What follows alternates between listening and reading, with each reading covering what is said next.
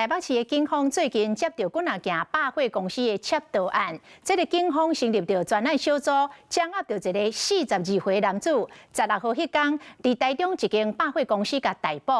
讲这个男子全台湾偷窃盗通缉的案件高达13件。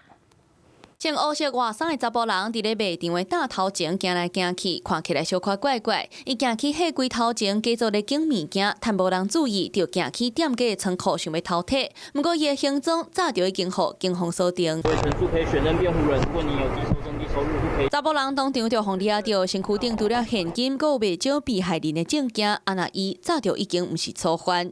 穿蓝衫短裤，伫咧收银机的边仔。去年8月，新北邦桥一间百货公司就捕获人为收银机偷摕2700块。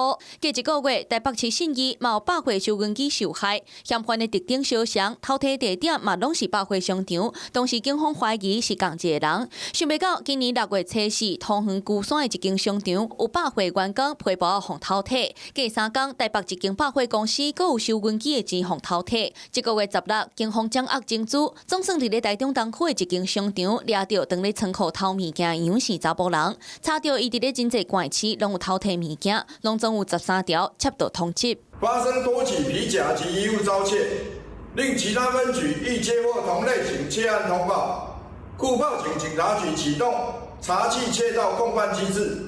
杨氏查甫人是全台湾偷摕手法是正熟，阁有真悬的反侦查意识。平常时阁超工带旅社无固定制作断点，即马总算互抓到，用窃盗甲这项通缉移送法办。